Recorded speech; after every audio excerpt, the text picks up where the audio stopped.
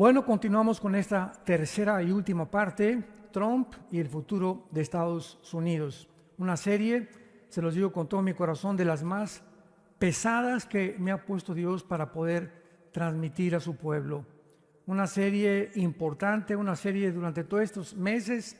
Usted no sabe las luchas espirituales que hemos tenido mi esposa y yo. Por cierto, le pido que oren por ella, está bastante enferma. Este lunes le dan resultados, a ver, tiene un problema aquí en el cuello. Y en fin, ¿verdad? Le hicieron una CT scan, una tomografía, aquí no tiene nada, del exterior no tiene nada, entonces están viendo qué tiene en el cuello. Les pido sus oraciones, por eso no pudo venir Marta. Les manda muchos saludos, besos a todas las mujeres, ¿verdad? Y que puedan todos ustedes abrir su corazón a la palabra de Dios.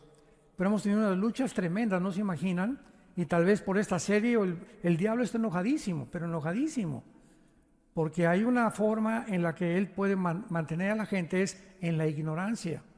Acuérdense ustedes el versículo, mi pueblo pereció por falta de conocimiento. Entonces, cuando no tenemos la información adecuada y ya no se predican estas cosas en los púlpitos, entonces el diablo juega, como decía el pastor Roy, entretienen nada más, mantienen a la gente ahí contenta, etcétera, etcétera, pero mal informada. Y tenemos nosotros que llegó la hora de poder decir la verdad. Bueno, es interesante en esta última parte, es interesante también la opinión de Europa, porque independientemente que ahora con las elecciones hubo un ataque tremendo y pues la mayor parte de este país creían que de alguna forma definitiva iba a ganar la señora Harris y ganó el presidente Donald Trump. Es increíble que Europa manifestó también, aunque no votan desde luego, pero se hizo un censo, una data y opinión de europeos para preguntarles en la Unión Europea qué candidato ganaría las elecciones, si Harris o Trump. Escuchen ustedes las estadísticas de algunas naciones de Europa, lo que contestaron. Dinamarca votó el 80% por Harris, Alemania el 70% por Harris, España el 70% por Harris, Suecia el 73% por Harris, Inglaterra el 65% por Harris, Escocia el 56% por Harris. La pregunta es, ¿qué le pasa a Europa? O sea, ¿a qué condición ha llegado Europa por la influencia ahorita del Islam? Por ejemplo, Inglaterra es un país, es una nación ya islámica, Inglaterra. El alcalde europeo es islámico. Más de 30 ciudades de Inglaterra son islámicas, me refiero a que los alcaldes o los mayors son musulmanes, y la mayor parte de los musulmanes que han llegado a Alemania y a Francia, no se imaginan ustedes los desastres, las violaciones y lo que han hecho. Y ahora hay un movimiento tan fuerte en Europa. Pasó hace una semana en Holanda, ¿se acuerdan? Que hubo un partido de fútbol y estaban esperando un movimiento preparado ya de antemano con una semana de anticipación para que el equipo de Israel lo esperaran afuera del estadio, los agredieron, los patearon, los mandaron al hospital. Y todo dirigido por musulmanes. Entonces Europa ya es un país viejito, porque por cada europeo hay 7 musulmanes que nacen. O sea, el europeo ya no se está reproduciendo. Es el 0.2% casi dentro de la demografía de Europa del porcentaje de personas que se reproducen. Entonces, en 5 años o en menos de 8 años, Europa es un continente musulmán. La influencia del Islam en Europa es completamente desastrosa. Ahora es entender también, ¿verdad?, que vamos a comprender en segundo lugar, ¿cómo es posible que Dios trabaje a través de seres humanos imperfectos? ¿Cómo es posible que Dios haya podido trabajar con Abraham cuando se echó un clavado con la sirvienta Agar? ¿Cómo es posible que Dios trabaje con David y le llame un varón conforme al corazón de Dios cuando comete adulterio y mata al esposo de Betsabé? ¿Cómo es posible que Dios haya trabajado con el apóstol Pablo cuando Pablo mató cristianos, perseguía cristianos y odiaba a los cristianos y se convierte en el apóstol más grande después de Jesucristo, en el cristiano más grande de toda la historia? Vamos a contestar todas estas preguntas, son importantes para entender la mente de Dice en Isaías 55 mis pensamientos no son tus pensamientos, ni mis caminos tus caminos. Por ejemplo, rápidamente Dios le dice a las mujeres en 1 Pedro capítulo 3, mujer, si tú eres cristiana y estás casado con un no cristiano, no le prediques. Aparentemente es una contradicción, ¿no es verdad? Porque la fe es por el oír y el oír por la palabra de Dios. Entonces la mujer podría decir, oye Señor, no te entiendo, me estás diciendo que si no le predico a mi esposo no se va a convertir. Cállese y no le predique. ¿Por qué? Porque Dios conoce la naturaleza del hombre y le dice a la mujer en 1 Pedro capítulo 3 versículos 2 y 3, gánalo con tu conducta. No le pongas en la mañana en el espejo cuando se vaya a rasurar, eres como Sodoma y Gomorra. O te vas a ir al infierno. El pastor dijo, y todavía nos meten a nosotros. El pastor dijo que te vas a ir al infierno con tus borracheras y todo lo que haces. No vas nunca a ganar a tu esposo de esa manera. Cuando una esposa se calla y es santa delante de Dios y ora por él, mi huevo con chorizo, sí, mejor, y también te traje chilaquiles, mi amor. Y cuando una mujer comienza a entender esto, no estoy diciendo que una mujer se deje que la golpeen. Ninguna mujer cristiana debe permitir que le pongan la mano encima. Eso no es misericordia ni tampoco mansedumbre, es mensedumbre. Tú eres digna, ¿verdad? Eres una hija de Dios y tienes que reportar eso o a la policía o a tus pastores para que de alguna manera tengas protección. Pero tienes que mantener lo que significa la sumisión hasta que tu marido no te diga, pues tenemos que ver pornografía para poder realmente tener un mejor matrimonio. Discúlpame, pero no te puedo obedecer en esto. Pues pasa sobre mi cadáver, pero no te obedezco. ¿Por qué? Porque hay una ley superior que me dice, Dios está en contra de la inmoralidad. ¿Me entienden? O yo soy musulmán y tú eres cristiana, tienes que venir a mi religión. No voy a ir a tu religión. Pero tú tienes que someterte a mí. Hay una ley superior a la ley del Islam y de la ley Sharia que me dice que yo no puedo someterme a una religión que es completamente contraria y antagónica a mi fe. Pero es que si no te vas de la casa, me voy de la casa, mi amor. Y tal vez si te vas un mes o 2 meses, recapacita y te vuelve a traer. Pero es el tiempo de probar nuestra fe. Es el tiempo de demostrar realmente en quién estamos creyendo. Vamos a contestar algunas preguntas muy importantes de carácter teológico. Número 1. ¿Se acuerdan de Daniel que leímos hoy en la mañana que Dios pone y quita reyes? ¿Por qué puso a Hitler? ¿Puso Dios a Benito Mussolini? ¿Puso Dios a Saddam Hussein? ¿Puso Dios a Mao Zedong en China? ¿Puso Dios a Maduro en Venezuela? ¿O a Petros en Colombia? Entonces la pregunta es, si no es realmente la voluntad de Dios, porque dice la Biblia que Él pone y quita reyes, vamos a comenzar. La voluntad de Dios es, apúntalo, permisiva y directiva. Esto es muy importante.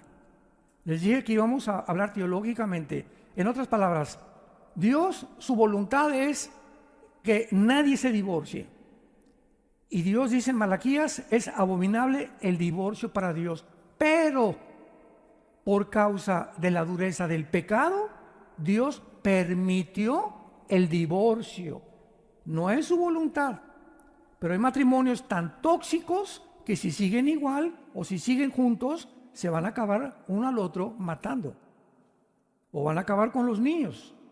Entonces, hay situaciones extremas donde Dios permite el divorcio y por eso en el Antiguo Testamento Dios le dio a Moisés la carta de divorcio. No es su voluntad, Él lo permite. No es la voluntad que Dios, para ti muchacha que me escuchas, que eres soltera, que te cases con un hombre que no es cristiano, no es su voluntad. Está claramente en 1 Corintios 6, que comunión hay entre Dios y las tinieblas, entre incrédulos y creyentes. Pero tú te casas con aquella persona y entonces te va mal en tu matrimonio y dices, oye Señor, ¿por qué no lo impediste que yo me casara con él? Porque Él te lo permitió. Él no era su voluntad que te casaras, pero si Él interviniera para poder quitar nuestra libertad, ha violado la característica más grande que nos ha dado, que es la libertad de escoger. Seríamos robots. Imagínate que Dios impida que ese camión que se echó en reversa mate a esa niña, o que ese hombre haya abusado de esa persona. Estamos en un mundo caído donde todo lo que está pasando no es obra de Dios, es de nosotros. Somos nosotros los que hemos llegado al punto del mundo en que estamos viviendo. Pero si no conocemos a Dios, no podemos entender. Veamos un ejemplo también en los gobiernos en 1 Samuel 8, para que comencemos por ahí. 1 Samuel 8, cuando el pueblo de Israel se rebela contra el profeta Samuel. Samuel, queremos decirte que no queremos ya que nos gobierne Dios. Oye, pero la voluntad de Dios es gobernar a través de la teocracia a ustedes. No, Samuel. Queremos que nos gobierne un hombre como todas las naciones. Versículo 4. 1 Samuel 8, versículo 4. Todos los ancianos de la Israel se juntaron y vinieron a Ramá para ver a Samuel. Y le dijeron: he aquí, tú has envejecido, tus hijos ya no andan en tus caminos, por tanto, constitúyenos ahora un rey que nos juzgue como tienen todas las naciones. Pero no agradó a Samuel esta palabra que dijeron: danos un rey que nos juzgue. Y Samuel oró a Jehová. Y dijo Jehová a Samuel: oye la voz del pueblo en todo lo que te digan, porque no te han desechado a ti. A mí me han desechado para que no reine sobre ellos, conforme a las obras que han hecho desde el día que los saqué de Egipto, dejándome a mí y sirviendo a los dioses ajenos. Capítulo 10 de 1 Samuel, versículo 17. Entonces sabemos que el pueblo escoge a Samuel en contra de la voluntad de Dios. Y dice la Biblia: después Samuel convocó al pueblo, yo saqué a Israel de Egipto, pero vosotros habéis echado hoy a vuestro Dios. Vemos el primer clásico caso en la Biblia del primer rey de Israel. Dice la Biblia que Dios pone reyes y quita reyes. Pues Dios no puso a Samuel. Dios permitió que Saúl gobernara. Y le dijo a Samuel, al profeta: dile al pueblo que escojan ellos a ese varón, y escogieron al peor, porque era muy bien parecido y lo que tú quieras y mandes, y sin embargo se convirtió Saúl en de los peores reyes que tuvo Israel. Ahora, en el libro de Amós, más adelante, el profeta Oseas, capítulo 8, versículo 4, Oseas 8:4, vean lo que dice este profeta: ellos establecieron reyes, pero no escogidos por mí. Constituyeron príncipes, mas yo no lo supe. Aquí vemos claramente que Dios no había puesto a muchos reyes que escogió el pueblo, sino que Dios les dio al pueblo cuando vio que el pueblo se rebelaba en contra de sus leyes. Vayamos al Salmo 106 y veamos otro caso que no fue la voluntad de Dios darle al pueblo cuando se cansaron del maná. Querían cambiar que les trajeran Pizza Hut. Y dice el Salmo 106, versículo 14 y 15: se entregaron a un deseo desordenado en el desierto y tentaron a Dios en la soledad. Y Él les dio lo que pidieron, mas envió mortandad sobre ellos. Aquí comenzamos a ver un camino de Dios. Cuando Dios ve que un ser humano, mira, Panchito, no es bueno que tú seas gay, que tú seas homosexual. Mira, Martita, no quiero que tú seas lesbiana. Te voy a llevar un mensaje el domingo a una iglesia el domingo, tus padres están orando por ti. Pero cuando Panchito pasa los 30, 35 años de edad, que es más difícil ya que dejen que no es adicción, ¿verdad? Es un problema de demonios en la mente en la que este muchacho o esta muchacha cayó. Y si el muchacho insiste en eso, entonces la manera de Dios es que entonces lo empuja para que toque fondo. ¿Quieres cambiar de sexo y quieres ser transgénero? No hay ningún problema, vas a acabar quitándote la vida. Dios entrega a los seres humanos o a los gobiernos o a las familias al deseo que insisten en tener cuando hoy le dicen: no gobiernes sobre mi familia. No te quiero en mi vida, no te quiero en mi matrimonio, no te quiero en mi nación. Muy bien, pero nos vemos al final. Prepárate para encontrarte al juicio con Dios. Entonces, no es la voluntad de Dios muchas veces que pase lo que sucede, pero Dios, si interviniera, repito, ya no habría libertad en el ser humano. Tercer caso, cuando el ser humano insiste en desear algo en contra de su voluntad, dicen, vamos a Romanos capítulo 1, versículo 24 en adelante, Dios, 3 veces se usa la frase, Dios los entregó. Veamos esto, Romanos 1, 24 al 28. Por lo cual también Dios los entregó. Dios los empuja a la inmundicia, en la concupiscencia de sus corazones, de modo que deshonraron entre sí sus propios cuerpos, ya que cambiaron la verdad de Dios por la mentira, honrando y dando culto a las criaturas antes que al Creador, el cual es bendito por los siglos. Por segunda vez, por eso Dios los entregó, por 2 veces ya van, a sus pasiones vergonzosas. Pues aún sus mujeres cambiaron el uso natural por el que es contra naturaleza, y los hombres también. Dejando el uso natural de la mujer, se encendieron en su lascivia unos con otros, cometiendo hechos vergonzosos, hombres con hombres, y recibiendo en sí mismos la retribución debida a su extravía. Y como ellos no aprobaron tener en cuenta a Dios, en tercer lugar, Dios los entregó a una mente reprobada. ¿Saben qué significa una mente reprobada en el original griego? Una mente reprobada es cuando una persona, cuando un ser humano llega a un punto en su vida en la que ya no discierne entre el bien y entre el mal. Ya no sabe si esto es blanco o es negro. Para él es todo gris. Y cuando una persona ya no discierne y dice, es que yo no soy lo que nací, o yo sé esto, o yo sé aquello, va en contra de la naturaleza, esa persona ya perdió la brújula. Y a lo bueno le llama malo y a lo malo le llama bueno. Pues un día me preguntaban, ¿un día usted iría a alguna boda de gays? Jamás, Dios me libre. Tanto peca el que mata la vaca como el que estira la pata, dice en mi tierra. Entonces yo no voy a participar de las tinieblas, dice en Efesios capítulo 3, no participemos de las tinieblas. Tenemos que distinguir lo que le agrada a Dios y lo que no le agrada a Dios. No voy a agradar a la familia, ni aunque mi hijo o mi hija sean eso, no voy. Mi hijo te voy a seguir amando y mi hija te voy a seguir amando, pero no estoy de acuerdo que participes en estos hechos vergonzosos con tu hombre o con tu mujer. Y aquí en la casa no entras con ese hombre, mi hijita, no entras aquí con esa mujer. Somos tus padres y te vamos a aconsejar, pero esta casa la respetas, porque lo que estás haciendo es vivir en pecado. Tenemos que ser y formar nuestro carácter de esa manera, santos de Dios. Entonces, estamos en un mundo, lo acabamos de ver. ¿Vieron los Juegos Olímpicos de Francia? La Santa Cena con una señora gorda judía que es transgénero, con 2 hombres, se ven las fotos, sin calzones, con sus órganos genitales de fuera, con un niño de 6 años junto con él. Después sueltan un caballo blanco, que es aparentemente la entrada del anticristo, que es el caballo blanco de Apocalipsis capítulo 6.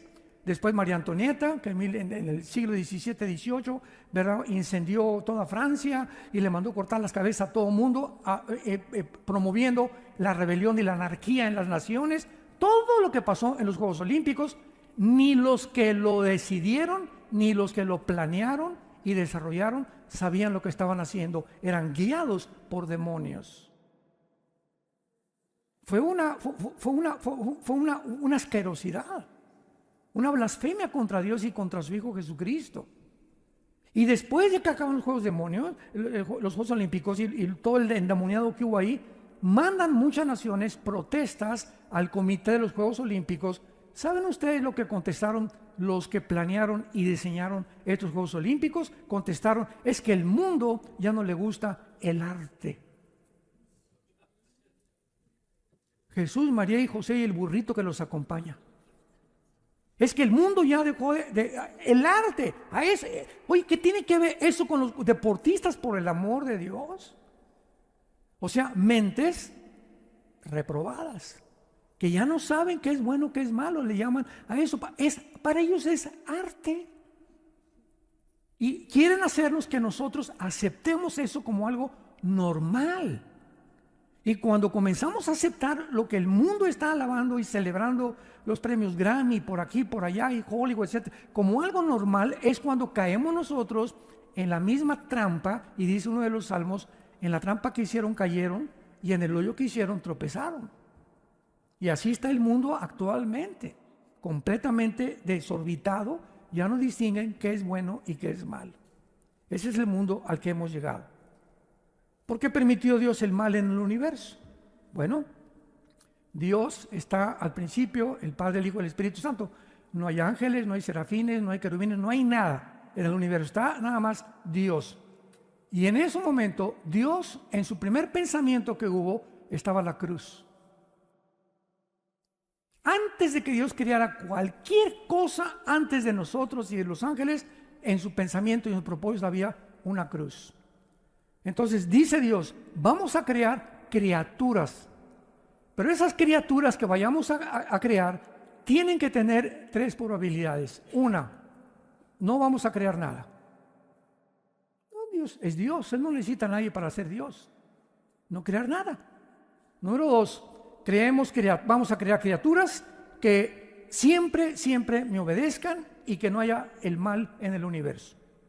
Y número 3, vamos a tener esta opción. Vamos a crear criaturas que tengan la libertad de escoger entre el bien y entre el mal, entre un camino u otro camino. Pregunta, de esas 3, ¿tú cuál escogerías? Si me dices, pues yo hubiera escogido la primera, que no hubiera creado Dios nada. Filosóficamente no se puede comparar la nada con lo algo. Entonces tú no puedes creer que hubiera sido mejor no haber creado nada. Fue la pregunta que en el libro de Job, capítulo 3, él dijo, ¿por qué no me hiciste un abortivo? ¿Por qué de repente estoy con una familia y me quitas a mis hijos, me quitas mi casa, me quitas todo? Él no podía ver todavía el propósito al final de Dios, y lo que veía con sus ojos, lo que podía percibir Job era, no te entiendo, Señor. Y hasta el capítulo 42 entiende a Dios.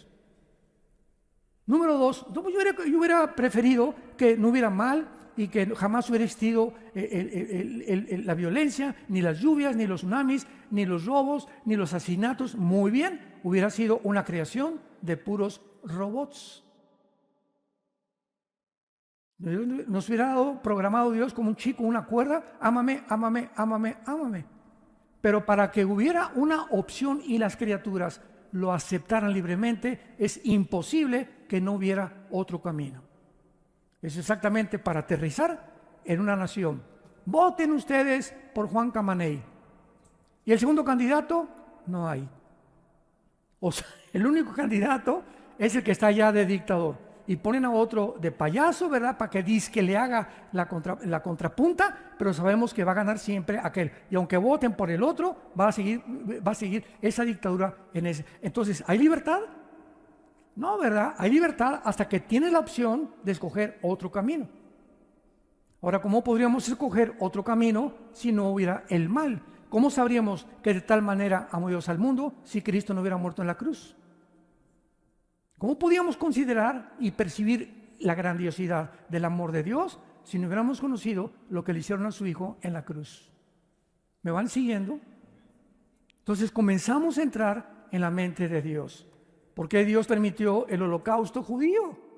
Yo recuerdo que fuimos con mi esposa y hemos ido como 4 veces a Israel, y en uno de esos viajes entramos al Museo del Holocausto. Tú nos acompañas una vez, ¿verdad? Creo que el último viaje fue el más bonito. A ver si el año que entra vamos a Israel otra vez. Si es que se calmaron las cosas. Y en el Museo del Holocausto, estábamos mi esposo y yo viendo, es una cosa tremenda el Holocausto ahí, el museo. Vi a 2 judíos llorando, uno ya grande como 60 y otra señora como de 80 años. Estaban llorando y le decía uno a su esposa, es que ¿dónde estaba Dios con nuestros familiares en el Holocausto? ¿Por qué Dios no hizo nada? Yo oí esa conversación, la dijo en inglés. Entonces me acerqué a la pareja y le dije, ¿me permiten darles un consejo? Y se voltearon a verme. Y me dijeron, sí, que le dije, quiero decirles y contestarles esa pregunta, que ¿dónde estaba Dios en el Holocausto? Y le dije, ¿dónde estaba Dios en la cruz? Cuando Él estaba crucificado, los griegos, filósofos, oye, si Dios fue el Hijo de Dios, ¿cómo es posible que Dios diga que ame a su Hijo? Mira, nomás lo hicieron como chicharrón, un guiñapo humano, está completamente deshecha su piel, su cabeza, las espinas, los clavos. ¿Cómo puede Dios permitir esto? De acuerdo al pensamiento de los griegos. Y los judíos que estaban del otro lado, los fariseos, oye, ¿cómo es posible que diga que es el Hijo de Dios? Si en la Torá, en nuestro libro sagrado dice, maldito el que es colgado en un madero. Ese no puede ser Dios. Tanto los fariseos como los griegos chocaron mental y filosóficamente porque no entendían la cruz. Que lo que ellos creían que era una locura era el plan más santo, más grandioso, la lucha donde el amor vence al mal. Pero nunca entendieron nadie eso, ni los discípulos. Todavía después en el camino de Maús se seguían preguntando, este Mesías que nos dijo que era Jesucristo, tal vez no era él porque lo mataron y lo crucificaron. Todos se preguntaban, ¿cómo es posible que Dios diga que ama a su Hijo y a nosotros cuando permite que su Hijo sea torturado por hombres viles, pecadores como tú y como yo? Pero detrás de la insensatez se encuentra la sabiduría de Dios, porque lo sabio de Dios es más necio que los hombres y lo débil de Dios es más fuerte que los hombres. 1 Corintios capítulo 1. Y Dios escogió lo vil y lo menospreciado para avergonzar a los sabios. ¿Cómo es posible que nada más le digas a una persona, Cristo murió, fue crucificado, enterrado y resucitado, y esa persona así nada más tiene la vida eterna? Para ti es locura, para Dios es su sabiduría. Dios lo hizo a propósito para enloquecer la sabiduría de los seres humanos. A nosotros nos gusta lo intrincado y por aquí, y Richard Hawkins, y por acá, y los filósofos, y Laplace, y Carlos Sagan, etcétera, etcétera, y el ateísmo, y Dios escoge lo más sencillo, las semillitas, un pastor, el pasto, los árboles, para enseñarnos la grandeza de su nombre, la grandeza del universo, y la grandeza para que hasta el agricultor más inculto, y el ranchero más inculto, y el vaquero más inculto puedan comprender las parábolas de Jesucristo, que para el hombre son locura, y no encuentran el significado detrás de las parábolas, más que aquellos que siguen a su Hijo Jesucristo. Ahora, podemos nosotros, en penúltimo lugar, darnos cuenta que la Biblia nos muestra de una forma muy, muy clara que Satanás, que significa el enemigo, apúntalo. El diablo significa el acusador. Y Lucifer, que es el nombre propio de esta entidad maligna, significa el que alumbra o el que es la luz. Imagínense nada más. Lucifer.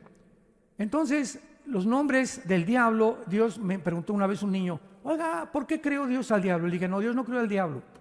Dios creó a Lucifer y él se volvió diablo. Entonces, Dios no creó al diablo. Ni Dios creó a Satanás tampoco, al enemigo. Él permitió que hubiera esta rebelión en el universo para mostrarnos la profundidad de su sabiduría. Entonces, el mundo nos muestra que este mundo en el que tú y yo vivimos, el planeta Tierra, está gobernado por las mentiras. Todas las personas que tú veas, ¿verdad?, tienen vidas que tú no te imaginas que ellos están viviendo. Caras vemos, corazones no sabemos. ¿Cuánta gente, verdad? ¿Cuántos matrimonios los ves juntos de la mano y tienen 10 años que no se hablan? Viven bajo el mismo techo porque ya se acostumbraron, pero ya no hay ninguna comunión entre ellos. ¿Cuántos cristianos ves que entran a la iglesia y están como robots, verdad? Santo, santo, santo, ya no más falta hacerse así, salir de la iglesia de lunes a viernes, se portan como el anticristo y llegan el lunes a la iglesia, el domingo a la iglesia, y en lugar de llegar el domingo a tu iglesia a la que tú vas, buscar por quién orar, a esta doña Chole que le duele el estómago, a esta doña Carmelita que le duele la panza, oiga, la veo muy triste, doña Carmelita, no me permite orar por usted, oiga, jovencito, te veo también muy amargado, muy triste, ¿no quieres que ore por ti? Entramos como si entráramos al cine, a la iglesia. Yo cuando voy al cine a ver una buena película, entro con orejeras, no me importa el que está junto ni aquí, mis palomitas y mi Coca-Cola de dieta.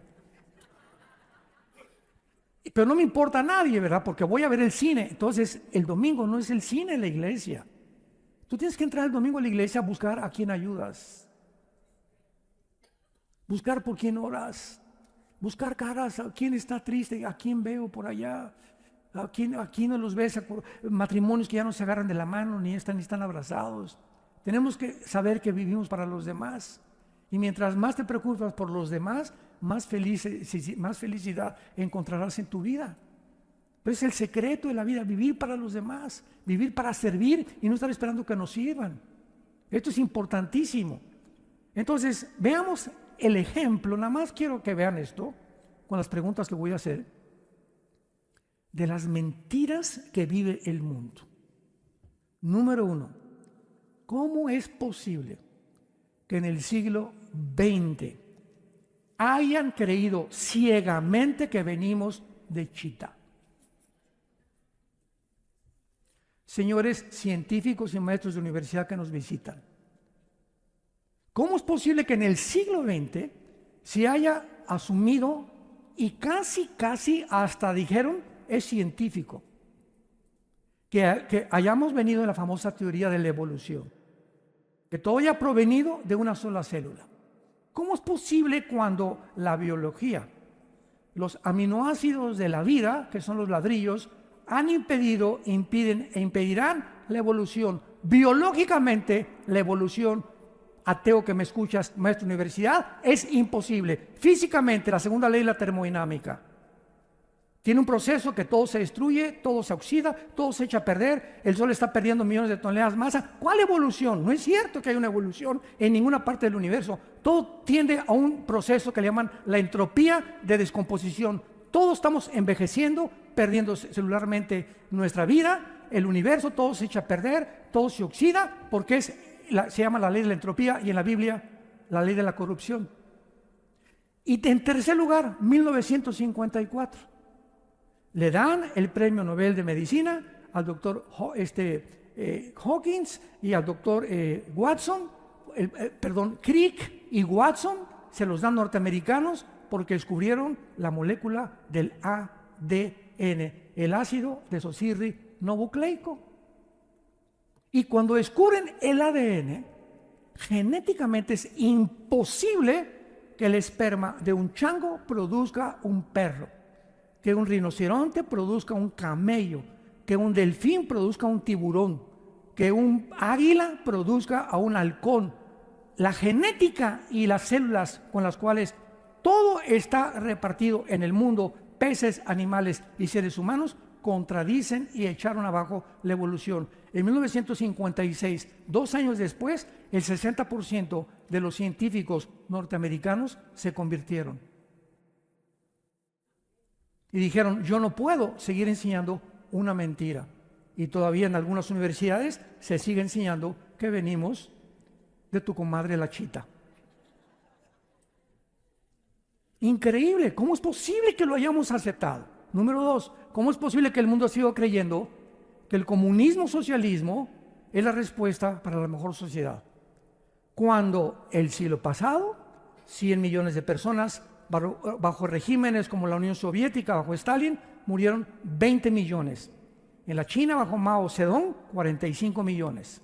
En Camboya, bajo Pol Pot, 2 millones. En Corea del Norte, Vietnam, Laos, Etiopía, Afganistán, se demostró su fracaso total. ¿Por qué entonces en el siglo XXI, donde nos encontramos, se vuelve a desenterrar el comunismo y el socialismo, inclusive en este país? Gracias a Dios que ya esto está desapareciendo aquí, pero todo el continente americano, como lo vamos, y el continente europeo, creen que es la filosofía cuando se demostró en 1991, cuando cayó la Unión Soviética, la Unión de Repúblicas Socialistas Soviéticas.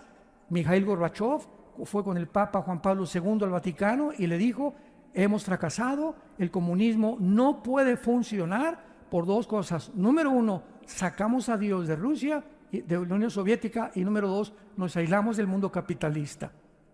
Entonces, si ya se demostró que no es viable, que no funciona, que no puede ser ninguna nación sostenida, ¿por qué hemos regresado a establecer, inclusive en este país, un sistema que está completamente corrompido, donde los gobiernos tienden a poder apoderarse de los medios de comunicación, apoderarse de las mentes de los seres humanos, a restringir los medios de expresión, donde hemos visto claramente los abusos que hubo? Por eso fracasó, porque hemos desenterrado otra vez, porque no tenemos otra opción. La democracia tampoco funcionó.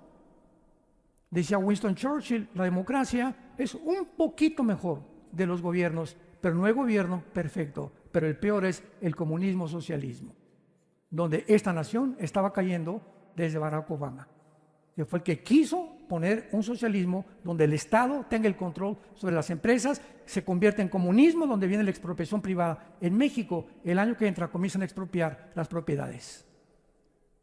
si Dios no lo permite. En tercer lugar, ¿cómo es posible que el mundo haya creído en el nazismo? 85 millones de alemanes. Escuchen, 85 millones de alemanes, maestros de escuela, universitarios, médicos, abogados, antropólogos, ciencias políticas y todas las disciplinas académicas que me puedas mencionar. Un pueblo cultísimo, un pueblo intelectual, un pueblo preparado. ¿Cómo es posible que el nazismo los haya engañado? 85 millones de personas. Y que cuando se quita y se cae la cortina del telón, se ve lo que se encontraba detrás. ¿Cómo es posible que hayan podido creer que el nazismo iba a levantar a Alemania cuando fueron engañados por un hombre llamado, que más de 80 millones de alemanes fueron engañados y más de 12 millones de seres humanos fueron asesinados, 6 millones de judíos en las cámaras de gases? ¿Cómo es posible, en quinto lugar, que hayan aceptado imponer la ideología de género a nivel nacional? Que yo llegué a la escuela y que vea los cuadernos de mi hijo, donde están el pene de un hombre y otro niño masturbándose en el quinto año de primaria.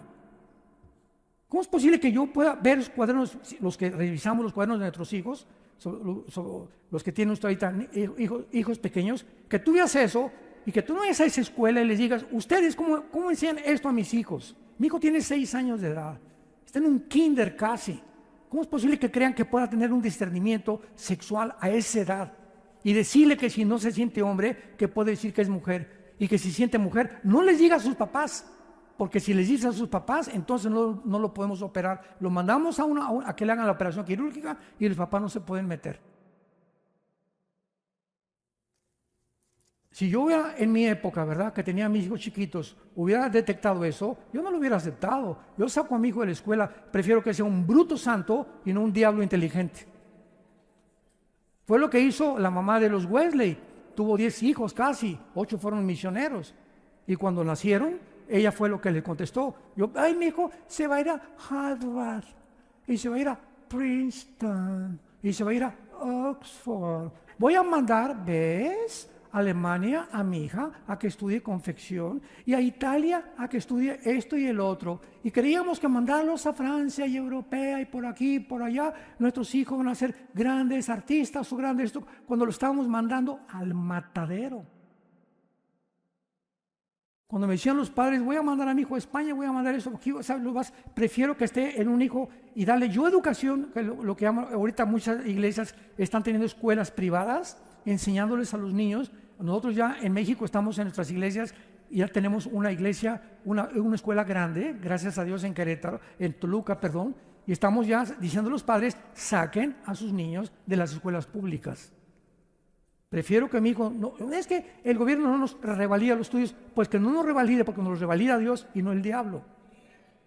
Y 1000 veces repito que mi hijo crezca bruto y santo que inteligente y diablo. 1000 veces mejor. ¿Pero por qué lo hemos aceptado? Porque no tenemos la información necesaria, ni tampoco percibimos el mundo como Dios lo percibe. En sexto lugar, ¿cómo es posible que el gobierno norteamericano, bajo el Partido Demócrata, haya autorizado las cirugías transgénero? En cada campaña de Kamala Harris había un camión abortando niños. ¿No lo vieron ustedes en las campañas? Afuera de la calle había un camión patrocinado por los demócratas y gratis todas las mujeres podían durante la campaña venir ahí y estaban abortando niños en los camiones. ¿Cómo es posible, verdad? ¿Cómo es posible que el mundo haya aplaudido la masacre y el genocidio de 1000 judíos el 7 de octubre del 2024, el año pasado, y que hayan acusado a Israel de genocidio con celebraciones públicas, bailando y celebrando de que los Hamas hayan matado a más de 1000 personas y siempre liberen Palestina, y no había manifestaciones diciendo liberen a los rehenes? ¿En qué mundo estamos? Esos rehenes, ¿saben ustedes que tienen a un niño de 1 año nacido de rehén? En las leyes de la milicia jamás se permite, en las leyes de la guerra, que ninguna persona tome rehenes de civiles. Y esta es la primera vez que lo permiten. Y el Comité Internacional que ahorita está acusando a Israel de genocidio, no ha acusado jamás de genocidio, ni que entraron y mataron civiles y se llevaron niños de 10 meses, de 5 años de nacidos, jóvenes de 12, 13 años, muchachas que las violaron a todas, adultos y de la tercera edad, se encuentran como rehenes, todavía más de 50 en la ciudad de Gaza. ¿Por qué no los acusan a ellos de genocidio? ¿Por qué se fueron contra los que fueron víctimas, que fue en la nación de Israel, por el odio que el diablo le tiene a Israel? Y finalmente, ¿cómo es posible? Esto ya es el colmo. Que las universidades de Columbia en Nueva York, Oxford en Inglaterra, Princeton, Yale, escuchen esto, Harvard, Princeton y Yale, estas tres universidades que son de las más prestigiadas en este país, ¿saben ustedes quién las fundaron? Pastores. Fueron fundadas Harvard, Princeton y Yale por pastores para entrenar pastores. Y son los baluartes más grandes actualmente de la inmoralidad, del anticristianismo, antifamilia, antimatrimonio, ante todo. Pues los estudiantes de Harvard, de Columbia, de Yale, se levantaron a protestar en las calles para decir: liberen a los palestinos. Nunca una protesta, por favor, liberen a los rehenes pro-palestinos, y todos eran musulmanes, la mayor parte de ellos. Nuestra hija Salem, que se acaba de casar, hizo una maestría en Harvard, y fuimos este año, a principios de este año, le iban a dar su diploma, lo hizo todo online. Yo le dije: no vas ni de chiste físicamente allá a Boston. Y la hizo todo por online, y ya pasó sus exámenes, ya se le dieron su major en ciencias políticas. Tuvimos que ir a Boston a la graduación, y estaba todo Boston rodeado con puros estudiantes. Abajo Israel, mueran los rehenes, denles gas. Arriba Palestina. Los estudiantes de Harvard. Le dije: ya ves, le dije a nuestra hija Salem, le dije: ya viste, ¿por qué no quisimos, y tu mamá y yo oramos para que no pudieras tú ir personalmente a ese centro de enseñanza? Porque está completamente degenerado. Y así hemos llegado a un siglo, hermanos, donde necesitamos abrir los ojos y ya. Ya no es posible que tú como cristiano sigas ciego, ni sepas lo que está pasando en el mundo, y creas todo lo que ves en la televisión y todo lo que oyes en las redes sociales. Ya, abre los ojos, ven a la palabra profética más segura. Acércate más a Dios. Dile: Señor, no entiendo esto, no entiendo aquello. Yo no puedo cambiar a mi hijo, yo no puedo cambiar a mi esposa, a mi esposo, no puedo cambiar San Antonio. Padre Santo, no soy Dios, lo reconozco, tú eres el Altísimo, pero yo quiero vivir cerca de ti. Quiero vivir en tu palabra, Señor. Quiero que me des paz y que cambies a mi hijo, que cambies a mi esposa. Te pido por mi ciudad, pero yo necesito comenzar conmigo.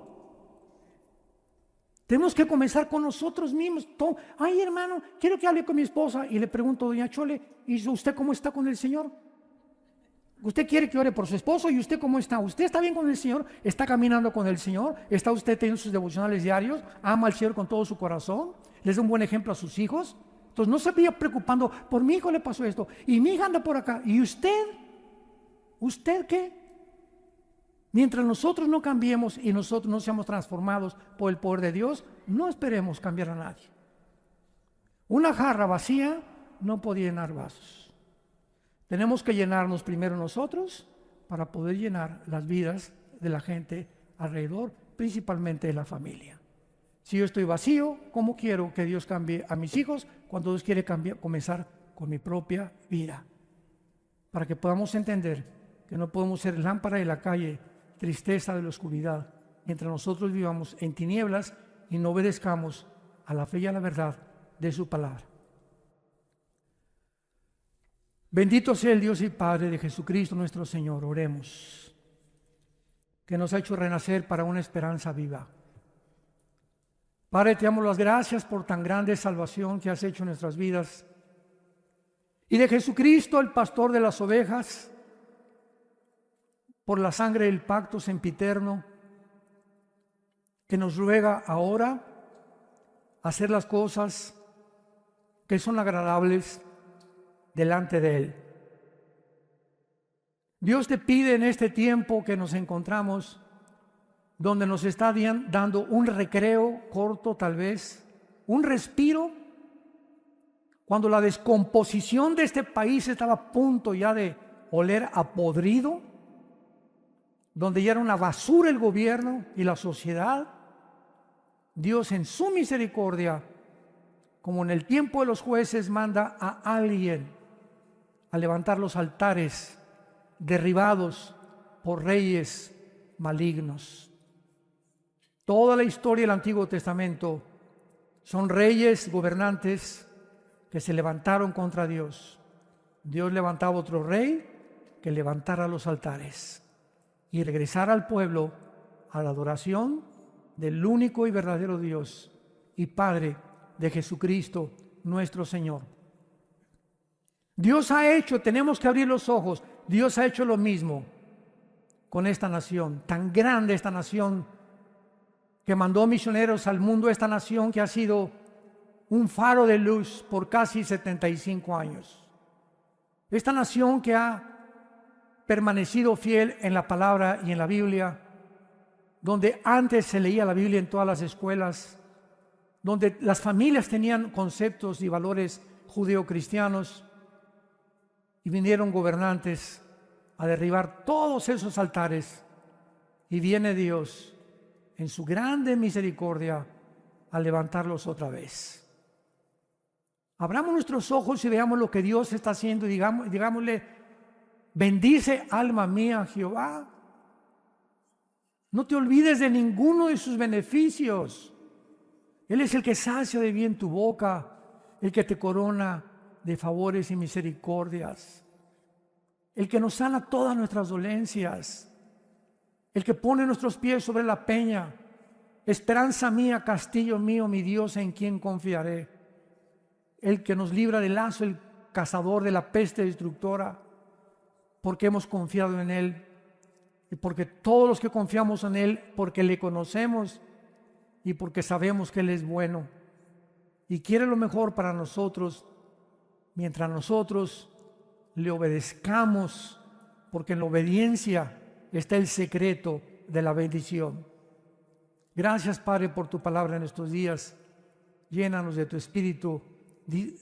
Discernamos, por favor, te lo pedimos con todo el corazón, lo que pasa en el mundo para ayudar a la gente a nuestro alrededor.